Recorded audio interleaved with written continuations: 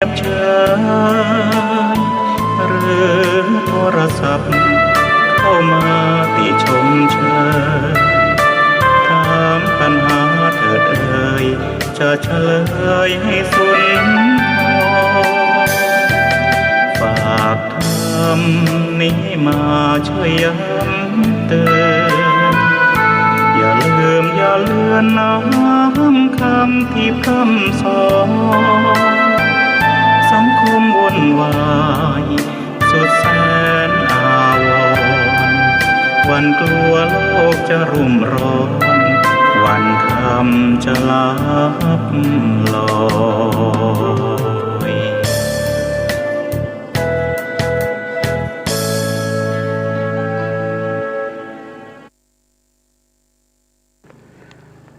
ขอเจริญสุขศรัทธาสาธุชนญาติโยมท่านผู้ฟังทั้งหลายทุกท่านทุกคนในคืนนี้ตั้งแต่เวลา4 ทุ่มเป็นต้นไปของทุกวันอังคาร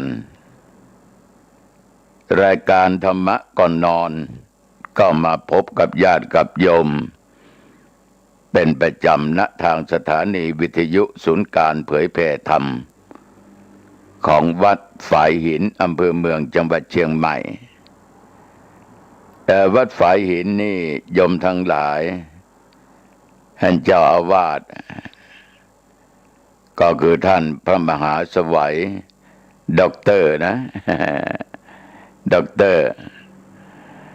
ก็เป็นรองเจ้าคณะอำเภอเมืองจังหวัดเชียงใหม่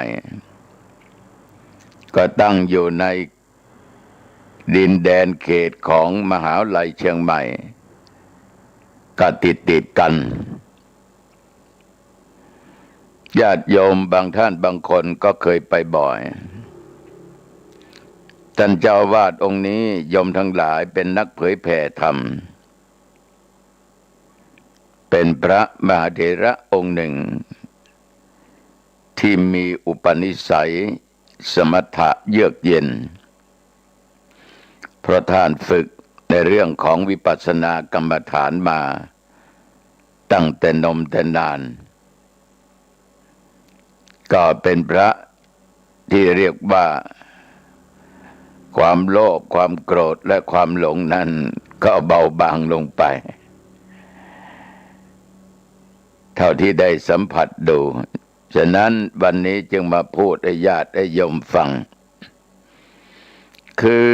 จะอย่างไรก็ได้นะในตัวของท่านนั้นสมถะอย่างไรก็ตามญาติโยม อาตมภาพต้องขออนุโมทนาขอบใจต่อญาติต่อโยมทุกท่านทุกคนไม่ว่าญาติโยมที่อยู่ทางอำเภอเมืองเชียงใหม่แม่ริมแถวอำเภอสันทรายสันกำแพงแม่ออนสระพีหางดงที่ฟังรายการนี้นะที่ฟังรายการนี้แต่ถ้าหากว่าสายใต้นั่นตลอดจนลำพูนนี่ไม่สามารถเปิดเครื่องรับฟังได้เพราะว่าความถี่นั้นมันไปเจอกันกับสถานีวิทยุที่อยู่ในจังหวัดลำพูน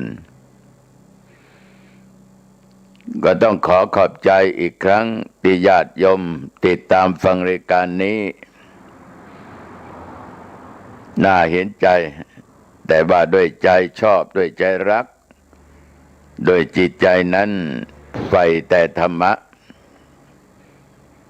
คือเรามาคิดว่าขนาดว่าโยมเนี่ยกลางวันก็ไปทำการทำงานไม่ว่าจะรับราชการหรือทำงานกิจการของตัวหรือจะเป็นลูกจ้างเขาก็ตามโอ้โยมมีธรรมะในใจ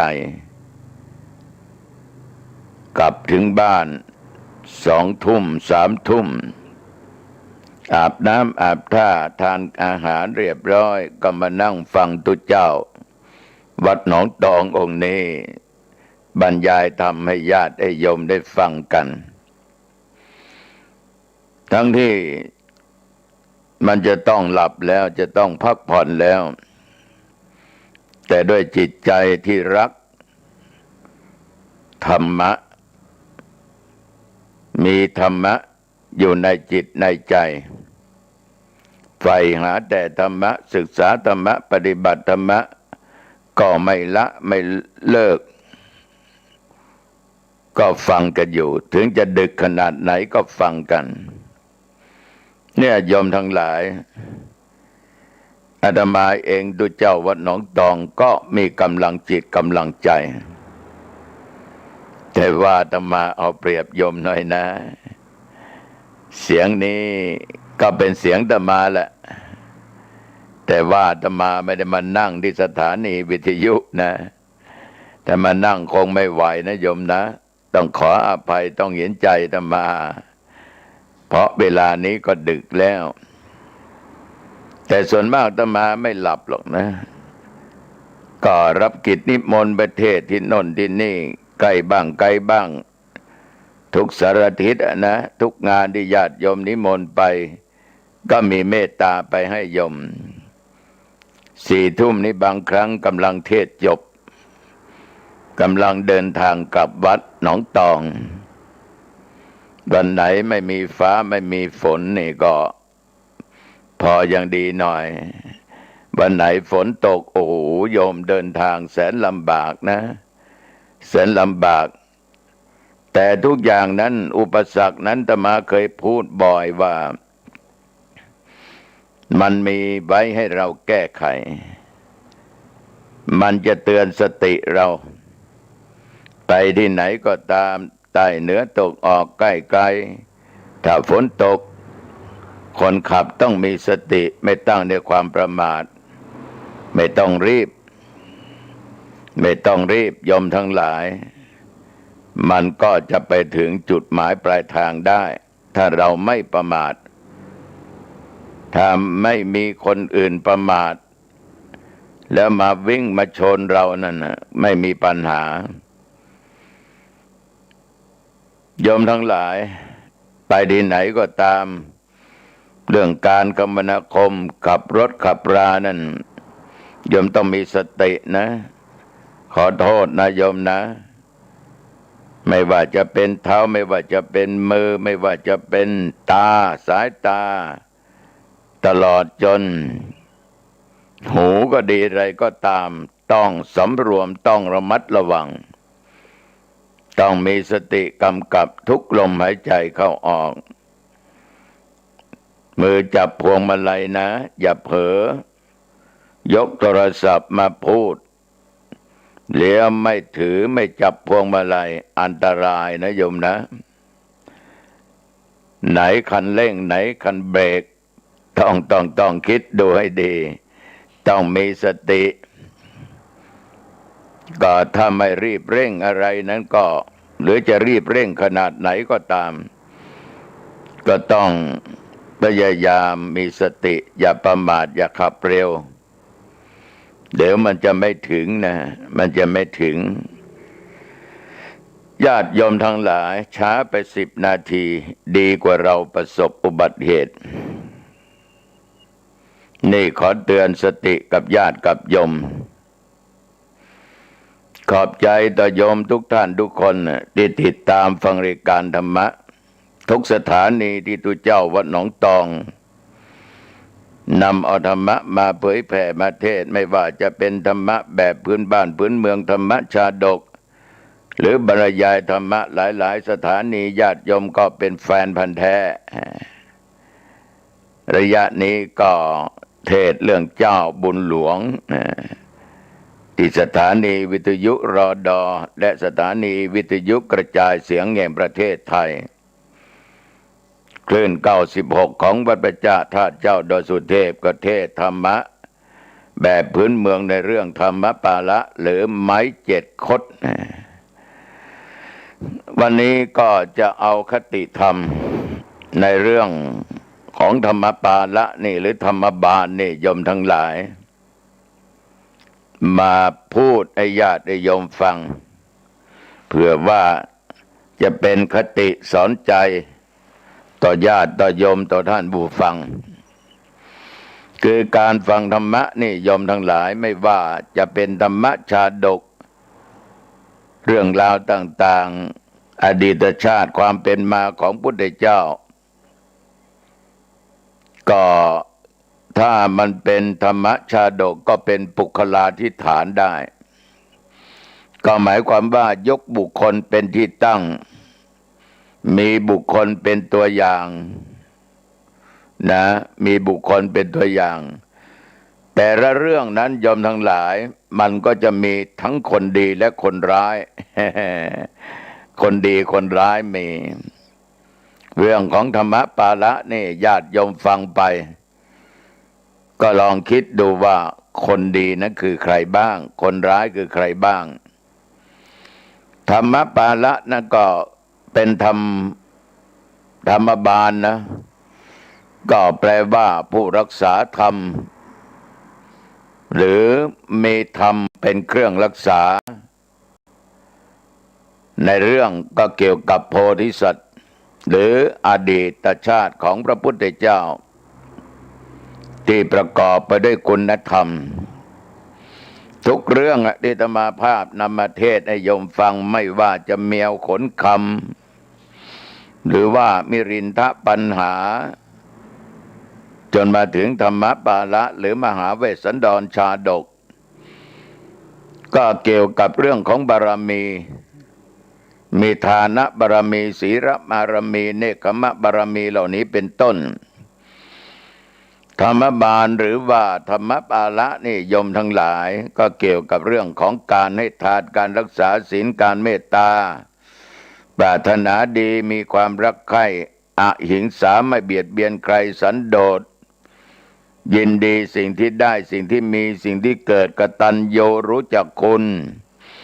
เหล่านี้เป็นต้นแต่ว่าในเรื่องนี้มีไม้7 คดนะไม้7 คดมีความยาวอยู่ประมาณวากว่า วาในสมัยก่อนนะโยมนะไม่ใช่วาในสมัยนี้ไม่ใช่วาของตุเจ้าวัดหนองตองไม่ใช่วาของญาติของโยมญาติโยมทั้งหลาย1 วาเนี่ยในไม้เล่มนี้1 วาก็มี7 คดตัวนี้ก็เป็นปริศนาปัญหาธรรมนะเราจะเปรียบเทียบกับโพชฌงค์7ก็ได้หรืออริยทรัพย์7ก็ได้สัพพุริสธรรม7ก็ได้อะไรธรรมะที่มี7 ข้อนั้นโยมทั้งหลายเราก็ตีเปรียบเทียบกับเรื่องของไม้7 คดได้วันนี้ตุเจ้าวัดหนองตองก็ขอเอาเรื่องของอริยทรัพย์7นะซึ่งเป็นทรัพย์อันประเสริฐเป็นทรัพย์ภายในเรียกว่าตกน้ำไม่ไหลตกไฟไม่ไหม้โจรขโมยลักไม่ได้ปล้นเอาไปไม่ได้ก็เรียกว่าทรัพย์ภายในนี่ญาติโยมเรามีชีวิตอยู่ก็ติดอยู่กับเราตายจากโลกนี้ไปโลกหน้าก็ยังติดตามตัวเราไปทุกภพทุกชาติย้อนทรัพย์ภายในนี่แหละจะทำให้เรานั้นอยู่เป็นสุขทั้งชาตินี้ชาติหน้าตายแล้วก็ไปสู่สุคติโลกสวรรค์ได้แต่ทรัพย์ภายในนั้นต้องอาศัยทรัพย์ภายนอกคอยที่จะต้องจุนเจือช่วยเหลือแต่ว่าทรัพย์ภายนอกนั้นเช่นว่าปัจจัยเงินทองวัตถุสิ่งของที่บ้านที่ไร่ที่นาที่สวนบ้านช่องก็ดีตึกรามก็ดีอะไรก็ตามยวดยานพาหนะยี่ห้อไหนยี่ห้อใดราคาถูกราคาแพงปานกลางก็ตามแม้แต่ผ้าผ่อนต้นสบายเครื่องประดับแหวนก็ดีจะเป็นแหวนทองแหวนเงินแหวนเพชรก็ตามสร้อยคอทองก็ดีสร้อยแขนก็ดีอรจิปาฐะนาฬิกาแว่นตาหรือของประดับทุกชนิดนิยมทั้งหลายปัจจัยเงินทองจะมีกี่พันกี่หมื่นกี่แสนกี่ล้านกี่10 ล้าน100 ล้านพันล้านหมื่นล้านแสนล้าน นี่เป็นทรัพย์ภายนอกหมดแต่ทรัพย์ภายนอกนั้นก็เกิดจากทรัพย์ภายในได้คือจิตใจมีธรรมะเป็นคนขยันเป็นคนรู้จักเก็บรู้จักรักษาเป็นคนรู้จักคบคนเป็นคนรู้จักในการใช้จ่ายทรัพย์สมบัติจึงจะอยู่ได้และมั่นคงได้อยู่กับเราได้เราจะได้ใช้ได้สอยไปใช้จ่ายซื้อน่นซื้อนี่จิปาถะแผ่นดินเราก็จะได้ปลูกบ้างอยู่อาศัยยวดยานพาหนะไปเหนือใต้ตกออกไปใกล้ไกลไปบ้านญาติไปทำงานไปวัดไปวาไปทำบุญสุนทานมียวดยานพาหนะเราก็ไปได้สะดวกให้เดินไปเดี๋ยวนี้ไม่ไหวนะแดดร้อนนะโยมนะโอ้โยมทั้งหลายครัวบ้านของใช้ต่างๆเต็มบ้านนะมีทั้งตู้เย็นมีทั้งพัดลมหน้าร้อนเนี่ยนอนห่มผ้าได้ขนาดร้อนนะอุณหภูมิตั้ง38 39 40ยังนอนห่มผ้าได้เพราะโยมมีแอร์เพียงแต่พัดลมสู้ไม่ไหวนะโยมทั้งหลายทรัพย์สมบัติเหล่านี้เกิดมีได้เพราะเราเป็นผู้ขยันขันแข็งรู้จักเก็บหอมรอมริบอยู่รู้จักเก็บรู้จักรักษานะและเราได้สร้างมันมาไว้แต่อดีตชาติเราได้ทำบุญสุนทานได้บริจาคช่วยเหลือสังคมบำรุงพุทธศาสนาสร้างวัดสร้างวาสร้างโน่นสร้างนี่สร้างโรงเรียนสร้างโรงพยาบาลเนี่ยเหมือนญาติโยมช่วยกันบริจาคปัจจัยตามกำลังศรัทธาช่วยอาตมาภาพสร้างที่พักใจสร้างที่พักกายแต่เดี๋ยวนี้ยังไม่ได้สร้างนะเพราะต้องหาทุนให้มากกว่านี้หน่อยต้องรอศรัทธาเศรษฐีผู้ใจบุญหน่อยนะอาคารนั้นก็ประมาณ18-19 ล้านตึกอาคารโรงพยาบาลเรียกว่าโรงพยาบาลแพทย์แผนทางเลือกนะแพทย์แผนไทยผสมผสานแพทย์แผนปัจจุบันในเนื้อที่10 ไร่เดี๋ยวนี้ก็ขุดก็ปรับไปเป็นส่วนมากรอดินมันแข็งตัวนะก็จะลงอาคารหลังแรกที่พักใจที่ศึกษาธรรมปฏิบัติธรรมก็สร้างควบคู่กันไปขอบใจต่อญาติโยมนะเนี่ย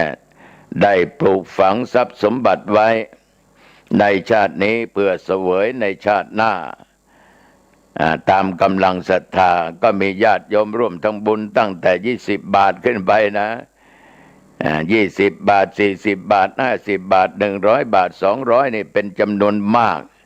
500ก็มีบ้าง 1,000 ก็พอมี 2-3 พันก็มีแต่มันน้อยเป็นหมื่นนี่ไม่ค่อยมีนะมีน้อยที่สุดก็มีญาติโยมไปร่วมบุญร่วมกุศลในจำนวนคนนะที่เป็นแฟนพันธุ์แท้800นะ882 ท่าน882 885นะ885 ท่านด้วยกันมาถึงเมื่อวันที่อาตมาภาพนั่งบันทึกเสียงธรรมะนั้นก็คือวันที่28-29นะ800 กว่าท่าน880 กว่าท่านนี่ด้วยแรงศรัทธานะเราบริจาคไปนะโยมทั้งหลายมันก็เรียกว่าสะสมทรัพย์สมบัติในส่วนภายนอกเนี่ยโยมทั้งหลายไว้กินไว้ใช้ในโลกภายข้างหน้าพบหน้าที่เราจะต้องได้มาเกิดเป็นมนุษย์เราก็จะได้เสวยสิ่งเหล่านั้นนะฉะนั้นโยมทั้งหลายมองง่ายๆว่าฐานะความเป็นอยู่ของเราไม่เสมอกันนะไม่เสมอบางคนทุกข์ยากอับจนนะเช้ากินค่ำบางคนเกิดในตระกูลมั่งมีเงินมีทองมีทุกสิ่งทุกอย่างโอ้ต้องการสิ่งไหนก็ได้สิ่งนั้นนะโยมเป็นเศรษฐีใจบุญกันเยอะแยะแต่ว่าทรัพย์ทุกสิ่งทุกอย่างที่เราหาไม่ได้ถ้าไม่รู้จักใช้จักจ่ายก็หมดได้เพราะทรัพย์ภายนอกนี่ยอมทั้งหลายมันเป็นวัตถุมันเป็นสิ่งของอันตรธานหายได้เปลี่ยนมือได้วันนี้ได้มา 1,500 ต้องจ่ายไป 1,500 เปลี่ยนอีกแล้ว เงินเดือนเข้ากระเป๋ามาอ้าวหมดอีกแล้วเป็นหนี้เป็นสินต้องไปจ่ายให้บริษัทนั้นค่ารถบ้างค่าแอร์บ้างค่าอะไรจิปาถะค่าน้ำค่าไฟต้องจ่ายค่าอาหารมันก็เปลี่ยนหมุนเวียนกันอยู่อย่างนี้แต่ยังดีมันมีไว้ใช้ไว้จ่ายญาติโยมท่านผู้ฟังทั้งหลายทรัพย์ภายนอกนี้ถ้ารู้จักการบริหารดีไม่เล่นการพนันไม่เที่ยวเตะกลางค่ำกลางคืนไม่ดื่มเหล้าไม่เอายาเสพติดไม่เป็นนักเลงเจ้าชู้นักเลงหญิงนักเลงชายโยมบางคนนี่โอ้โหหมดกับผู้หญิงหมดกับผู้ชายผู้หญิงบางคนเนี่ยโอ้โหกูได้ผัวหนุ่มนะต้องทุ่มเทให้มันหน่อยแม่จ๋าผมต้องการรถสักคันไม่เป็นไรเดี๋ยวแม่หาง่ายไอ้ผู้ชายก็บอกลอกอะนะเอาเข้าก็หนีไปมีแฟนใหม่โยมผู้หญิงอายุมากก็ต้องตอมใจตัวเองลำบากนะมันเป็นกรรมนะโยมนะหมดเนื้อหมดตัวไปตั้งหลายล้านบาทบางคนหมดข้าวหมดของไปอีกผู้ชายก็อย่างเดียวกันเราต้องรู้สภาวะสังขารของเราว่ามันอยู่ในวัยไหนได้เมียหนุ่มๆน้อยๆมันน่ารักกิมลิ้มดี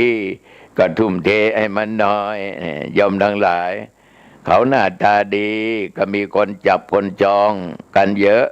ก็อยู่กับเราได้พอสมควรแต่ได้เขาซื่อสัตย์ต่อเรามันก็ดีนะเอาเข้ามีข่าวมาไปกับคนนั้นไปกับคนนี้เงินก็เงินเราอะไรก็ของเราก็มาเลี้ยงเขามันเป็นกรรมแต่รวมแล้วทรัพย์สมบัติไม่ว่าจะเป็นผัวเป็นเมียเป็นสิ่งของต่างๆมันอันตรธานได้มันหมดได้ยิ่งเล่นการพนันโอ้โหหมดได้ง่ายนะโยมนะผีการพนันเน่หมดทั้งเงินหมดทั้งสิ่งของหมดทั้งเนื้อทั้งตัวหมดนะที่ดินมีก็หมดนะบ้านช่องมีก็ต้องขายไปเล่นหมดนะเพราะเป็นหนี้เป็นสินเขาญาติโยมบางคนนี่มีที่ไร่ที่นา10 ไร่20 ไร่30 ไร่หมดตัวเหมือนมีโยมคนหนึ่งนะโยมทั้งหลายอันนี้เรื่องจริงแต่ไม่ต้องพูดว่าที่ไหนบ้านไหนนะหน้าตาดีสะสวยดีผิวพรรณวรรณะดีได้ผัวต่างชาติมีเงินมีทองปลูกบ้านหลังเบิ่มเลยโยมนาฬิกาก็ต้องยี่ห้อดีๆราคาเป็นแสนเป็นล้านนะ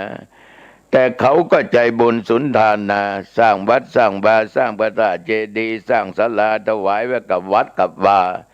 คนทั้งหลายก็ชื่นชอบ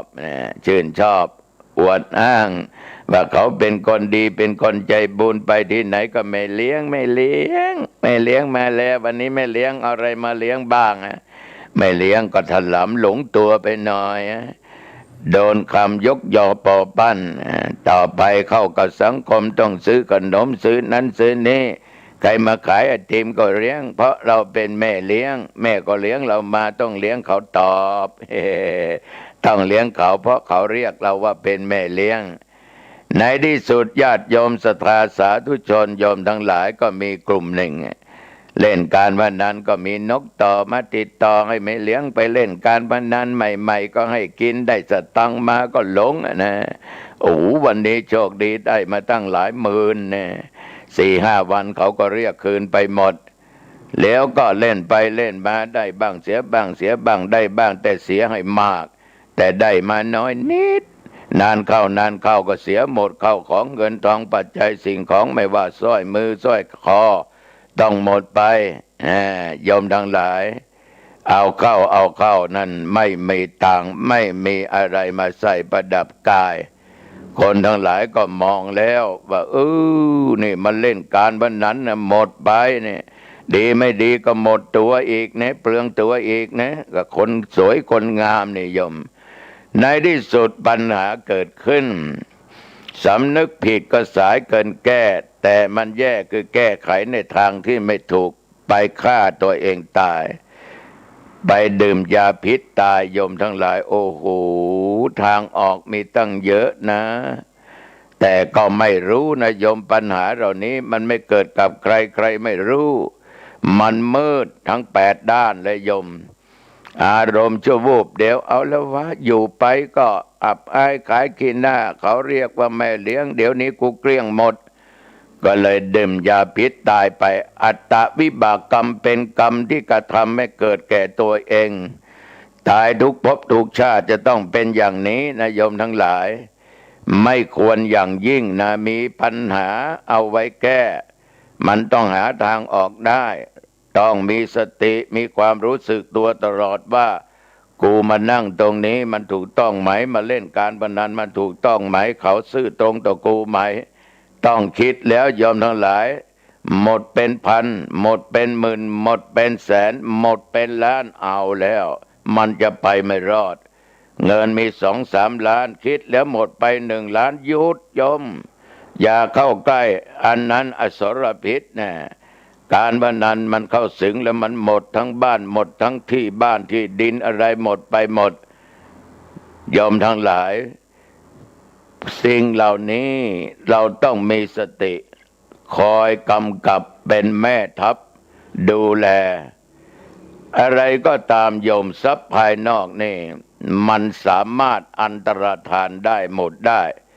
ถ้าเราไม่รู้จักการบริหารไฟก็ไม่ได้เกลี้ยงหมดน้ำท่วมน้ำหลากหนักพัดที่บ้านพัดสิ่งของไหลไปตามกระแสแม่น้ำได้แผ่นดินจะมีกี่ไร่ถ้าเล่นการพนันเอายาเสพติดดื่มเหล้าเอาจำนองจำนันปูดขาดไปขายทอดไปโยมทั้งหลายก็หมดมีกี่ไร่ก็หมดจากเป็นคนมีหน้ามีตามีศักดิ์มีสีมีเงินมีทองมีข้าวมีของแต่ว่าข้าวของนั้นต้องหมดไปเนี่ยเราจะเปรียบเทียบได้ว่าทรัพย์ภายนอกนี่มันหมดได้ทรัพย์ภายในจะติดอยู่ตลอดเวลาทรัพย์ภายในนี่ยอมทั้งหลาย1ศรัทธาแปลว่าความเชื่อแปลว่าความเชื่อแต่ต้องเชื่อในสิ่งที่ควรเชื่อนี้มันยังมีอย่างนี้อีกนะศรัทธาคือความเชื่อนี่ข้อหนึ่งแล้วก็จะต้องบอกว่าเชื่อในสิ่งที่ควรเชื่อศรัทธาแปลว่าความเชื่อโยมทั้งหลายถ้ามันขาดสติขาดปัญญาอาจจะเชื่อในสิ่งที่ไม่ดีได้สิ่งเลวร้ายได้สิ่งที่เป็นบาปได้หรืออาจจะเชื่อเรื่องบุญเรื่องกรรมได้นะเพราะเพียงแต่ความเชื่ออย่างเดียวนั้นมันยังไม่มีเหตุมันยังไม่มีผลสาธุชนญาติโยมถ้าเราเป็นศรัทธาจริงๆต้องเป็นศรัทธาญาณสัมปยุตจะเชื่ออะไรต้องมีสติมีปัญญาตึกตองพิจารณาว่าสิ่งที่เราจะเชื่อสิ่งที่เราจะทำสิ่งที่เราจะพูดสิ่งที่เราจะคิดมันผิดหรือมันถูกเมื่อพิจารณาดูแล้วเห็นว่าสิ่งที่เราเชื่อนั้นเขามาพูดให้เราฟังก็ดีเชิญชวนเราไปก็ดีมันไม่ดีมันเป็นบาป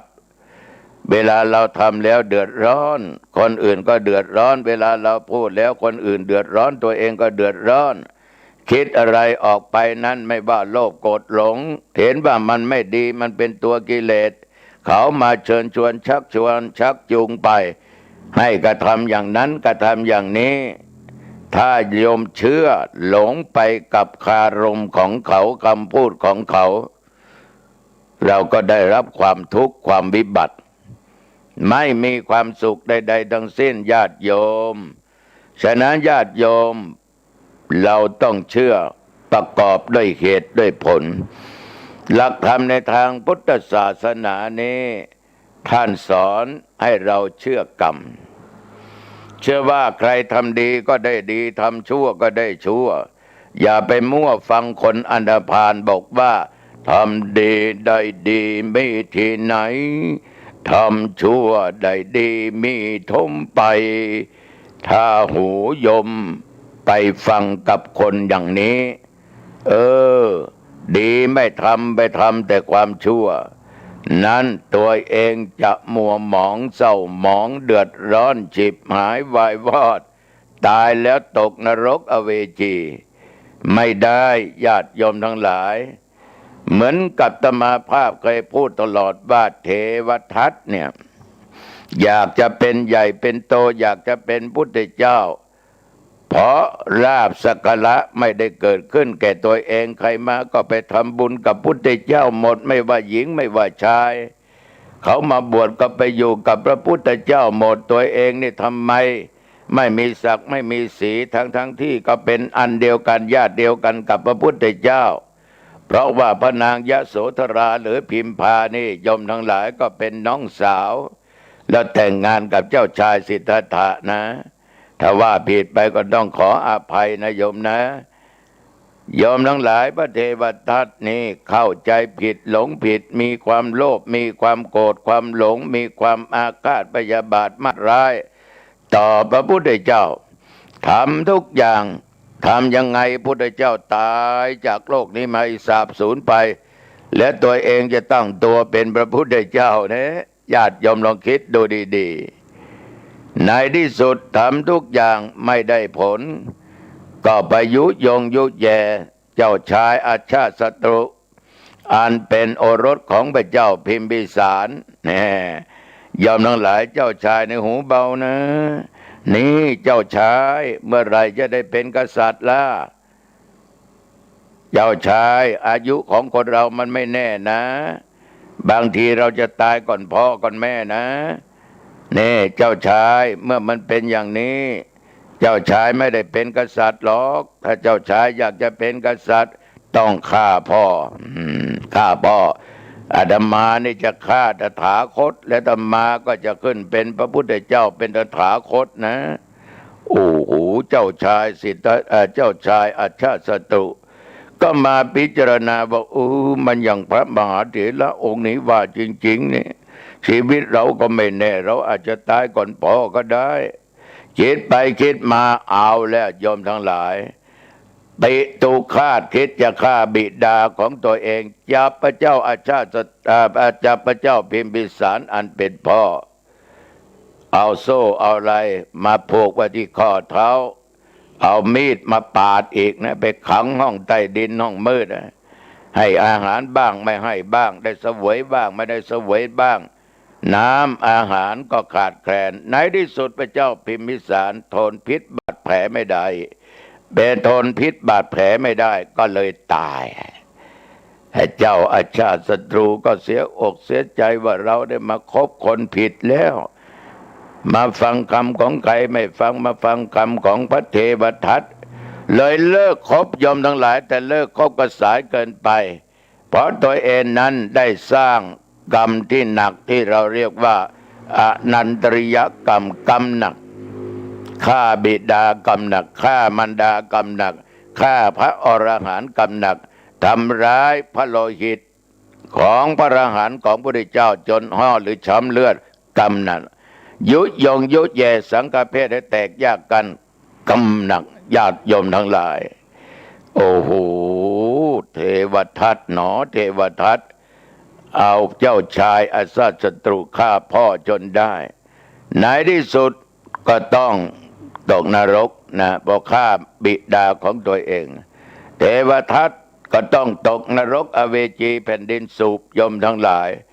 เพราะอะไรเพราะความเชื่อว่าตัวเองนั้นจะต้องเป็นใหญ่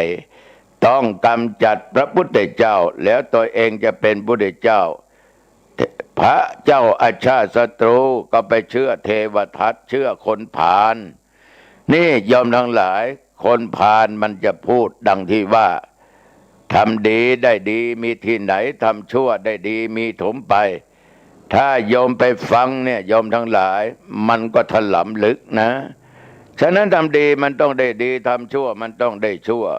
เหมือนญาติโยมทั้งหลายนั่งฟังตู้เจ้าวัดหนองตองบรรยายธรรมะในคืนนี้คนที่ไม่ฟังนะลองไปถามเขาดูว่าก็แล้วตู้เจ้าหนองตองพูดเรื่องอะไรกูไม่รู้นะพอหลับไปแล้วไม่สนใจนะแต่ยอมรู้ว่าตู้เจ้าพูดถึงเรื่องอะไรนะรู้เป็นวรรคเป็นตอนเอกเพราะเราฟังเขาไม่ฟังเขาก็ไม่รู้ฉะนั้นศรัทธาสาธุชนญาติโยมเวลามีใครมาพูดอะไรนั้น ต้องมีสติต้องมีปัญญาต้องเชื่อแบบที่มีเหตุมีผลอาตมาเคยยกตัวอย่างว่าพระพุทธเจ้าของเรานี่ตรัสรู้ด้วยสิ่งที่เป็นจริงคือทุกข์สมุทัยนิโรธมรรคทุกข์คืออะไรแน่ทุกข์กายทุกข์ใจเกิดจากอะไรนี่มันต้องมาจากเหตุตัวตัณหากามตัณหาภวตัณหาวิภวตัณหากามราคะกามราคะตัณหาเป็นตัวให้เกิดทุกข์รู้ทันทีคนที่มีสติปัญญาว่าทุกข์มันเกิดจากเหตุสุขจะเกิดก็มาจากเหตุที่ดีทุกข์จะเกิดขึ้นมาจากเหตุที่ไม่ดีฉะนั้นจะไม่ให้มันทุกข์โยมต้องกำจัดความโลภโกรธหลงกามราคะตัณหาให้ห่างไกลให้หนีไกลจากจิตใจของโยมเราจะพ้นทุกข์ได้โยมจะสุขก็ต้องปฏิบัติเอาตามเหตุตามผลอยู่ในศีลอยู่ในธรรมตั้งอยู่ในศีลในธรรมไม่ทำบาปทำกรรมมีหิริความละอายแก่ใจโอตตัปปะความเกรงกลัวต่อบาปต่อการกระทำทุกสิ่งทุกอย่างแล้วเราจะมีความสุขอย่างมีเงินมีทองมีข้าวมีของมีปัจจัยมีสิ่งโน้นสิ่งนี้ที่บ้านที่อยู่ที่อาศัยยวดยานพาหนะญาติโยมต้องขยันและรู้จักเก็บคบเพื่อนดีๆรู้จักการใช้การจ่ายนี่ปฏิบัติตามหลักธรรมในทางพุทธศาสนาไม่อดไม่อยากไม่ทุกข์ไม่ยากไม่จนหรอกโยมสาธุชนญาติโยมจะเชื่ออะไรนั้นต้องมีปัญญามีสติกำกับเชื่อสิ่งที่ควรเชื่อไม่ใช่ว่าเขามาชักชวนเชิญชวนไปน่นไปนี่ไปหมดอะดีไม่ดีนะไม่คิดนะไปก่อนเอาความสนุกสนานว่าบางทีก็ชักจูงไปเล่นการพนันชักจูงไปดื่มเหล้าเสพยาเสพติดชักจูงไปเป็นชู้กับผัวเขาเมียเขาไปมีกิ๊กน่นไปมีกิ๊กนี้ชักจูงให้โกหกตอแหลพูดปดด่าคนนั้นด่าคนนี้ยุยงยุแย่พูดอะไรไม่มีหลักไม่มีแกนชักจูงดื่มเหล้าเสพยาบ้ายาม้าฝิ่นกัญชาโรอินญาติโยมศรัทธาสาธุชนถ้าโยมเชื่อเขาเหล่านี้โยมก็ต้องทุกข์ตลอดดีไม่ดีนะหมดทุกสิ่งทุกอย่างในชีวิตก็หาไม่ละโยมฉะนั้นอาตมาภาพก็จึงขออยากฝากกับญาติกับโยมนะเชื่อสิ่งที่ควรเชื่อชาวพุทธเรานี่ถ้าใกล้หวยออกนี่ไม้ตะเคียนให้เล็กเด็ดนี่อย่างต้นกล้วยนะ ถ้าได้จริงที่วัดหนองตองอาตมาในสมัยก่อนเป็นเนนเป็นตุ๊เจ้าหนุ่มตุ๊เจ้าน้อย ที่สร้างโบสถ์เดี๋ยวนี้มันเป็นหน้าวัดก็มีน้ำบ่อนะมีอยู่เรามีต้นกล้วยเรามีต้นลำไยนะโยมไอ้ต้นกล้วยนี่ออก2 ปีก็มีนะโยมนะไอ้ปีกล้วยนี่มันออกกลางลำต้นก็มีเป็นเครือออกมามีตั้งหลายหวีนะนี่โยมทั้งหลายเราไปเห็นแล้วก็ทำไมเป็นอย่างนี้ไม่มีเหตุไม่มีผลก็ไม่ช่างว่านะมันเป็นสิทธิของแต่ละบุคคลนะโยมคนเรามันก็ตั้งความหวังความปรารถนาอยากจะร่ำจะรวยเหมือนกันทุกคนนะเพราะเรายังมีกิเลสมีตัณหากันอยู่ต้นกล้วยต้นหนึ่งเนี่ยดันโยมทั้งหลายมีปลีกล้วยออกมากลางลำแล้วก็มีกล้วยอยู่2 หวี หวีข้างบนมี6 หวีข้างล่างมี5 6 5แล้วเอาตลับเม็ดมาวัดดูลำต้นสูง3 เมตร 3 6 5 5 6 3นั่นโยมทั้งหลายได้ทั้ง2 ตัว3 ตัวไม่ชัวร์หมดเลย ฉะนั้นความเชื่อของคนเนี่ยมันพูดยากญาติโยมทั้งหลายเรื่องราวต่างๆขนาดจอมปลวกนี่นะโยมนะขอโทษอยากให้เขาไปกราบไปไหว้จอมปลวกง่ายๆนิดเดียวนะเราต้องทำตัวเสียเปรียบจอมปลวกหน่อยนะเป็นคนโง่หน่อยนะหาผ้าอะไรก็ดีที่เป็นสีดีๆมาพันรอบจอมปลวกแล้วโยมก็มีสวยดอกไม้มีผลหมากลากไม้ไปกราบไปไหว้จอมปลวก ถ้าเขาถามเอ้ามาไหว้อะไรตรงนี้ ก็เทวดาเข้าฝันว่ามีเลขเด็ดทีนี้ละญาติโยมทั้งหลายเขาขี่รถผ่านไปผ่านมาเห็นผิดสังเกตจอดเห็นเราไหว้เขาก็ไหว้ไอ้ตรงไหนมีขี้หมาอยู่ก็ไม่รู้นะโยมนะก็ไหว้กันก็ขอกัน มันเป็นความเชื่อของเราความเชื่อนั้นเกิดจากความโลภความอยากได้อยากมีก็ไม่ว่ากันนะโยมนะอย่าถลำลึกไปมากกว่านั้นนะโยมไม้ตะเคียนมีที่ไหนถูกันเอาแป้งไปถูกันโปรยแป้งลงไปก็ถูคนนั้นก็เห็นเป็นเลขนั้นตั้งแต่เลข0ถึงเลข9แล้วก็มาตีผสมประสานเอากูได้เลขนี้มึงได้เลขนั้นไป40-50 คนมันก็มีโอกาสที่จะออกได้ถูกได้ยิ่งเกิน100 กว่าคนขึ้นไปถูกแน่ทุกงวดโยมทั้งหลายมันต้องถูกแน่ทุกงวดและไปเป็นพันคนเอา3 ตัวก็คงจะได้ทั้งหัวทั้งท้ายแหละโยมนะไม่ว่าจะเป็นเลขท้าย3 ตัวหัว3 ตัวท้ายเอารางวัลที่1ก็อาจจะถูกได้เหมือนกันมันเป็นความเชื่อของคนนะโยมนะมันห้ามกันไม่ได้แต่ว่าโยมทั้งหลายเชื่อได้แต่อย่าหลงจนหมดเนื้อหมดตัวบางคนการงานไม่ทำนะถึงใกล้จะงวดหน้างวดนั้นงวดนี้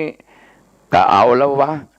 โชคดีเข้าข้างก็คงจะได้แล้วคงจะฟุกแล้วคงจะรวยแล้วกูในคราวนี้ไปไหว้ต้นกล้วยบ้างขนาดปลาไหลนี่ปลาสีทองในเขายังไหว้นะโยมนะโอ้โหฮือฮากันมาหลายปีที่ผ่านมาปลาไหลทองนี่อยู่ในน้ำเอาน้ำที่ปลาไหลว่ายไปว่ายมาเอาทาแข้งทาขาอุ้ยหายปวดหมดนี่มันเป็นอุปทานขอโทษโยมบางคนเอาน้ำที่ปลาไหลเนี่ยโอ้โหว่ายไปว่ายมาดื่มบอกว่าเป็นยามันเป็นความเชื่อปลาไหลทองปลาไหลเผือกนะมันมีทุกคนทุกแห่งแหละแต่มาให้โยมน้องไปซื้อที่ตลาดมาจำลองว่าปลาไหลเงินปลาไหลทองมีซื้อมาแล้วไปปล่อยนะ เขาซื้อมาได้กำได้ทีละกิโล2 กิโลไปปล่อยลงแม่น้ำปิงนะกลัวเขาไปไหว้นะบางทีก็ผิดเถียงกันยื้อแย่งกันปลาของกูปลาของมึงกูเห็นก่อนมึงเห็นทีหลังเลยผิดเถียงกันไม่ถูกกันขนาดเป็นญาติเป็นพี่เป็นน้องกันนะแต่คนเราก็พากันไปนะเอาสวยดอกไม้ไปกราบไปไหว้นะโยมนะอธิพระพุทธพระธรรมพระสงฆ์ไม่เห็นไหว้เลยสวดมนต์ไม่เห็นสวดเลยธรรมะไม่เคยฟังเลยฟังมันทำไมกราบมันทำไมกูต้องไหว้ปลาไหลต้องไหว้ต้นกล้วยต้องไหว้ไม้ตะเคียนทองต้องไหว้อันนั้นต้องไหว้อันนี้นี่ยอมทั้งหลายมันเป็นศรัทธาแต่ว่าเป็นศรัทธาที่เรียกว่าความเชื่ออาจจะเชื่อสิ่งที่ไร้ซึ่งเหตุก็ได้หรือเชื่อสิ่งที่มีเหตุมีผลก็ได้ในทางพุทธศาสนาท่านสอนให้เชื่อกรรมทำดีได้ดีทำไม่ดีได้ไม่ดี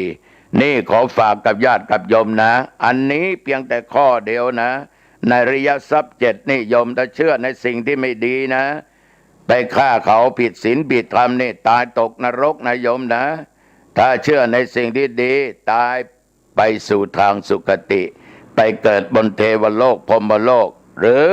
ปฏิบัติจนหมดกิเลสตัณหาต่างๆโลภโกรธหลงกามราคะตัณหาหมดกระจัดหมดไปหมดก็ถึงนิพพานได้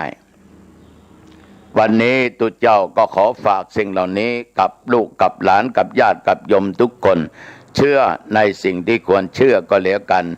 ทรัพย์ภายในนั้นตกน้ำไม่ไหลตกไฟไม่ไหม้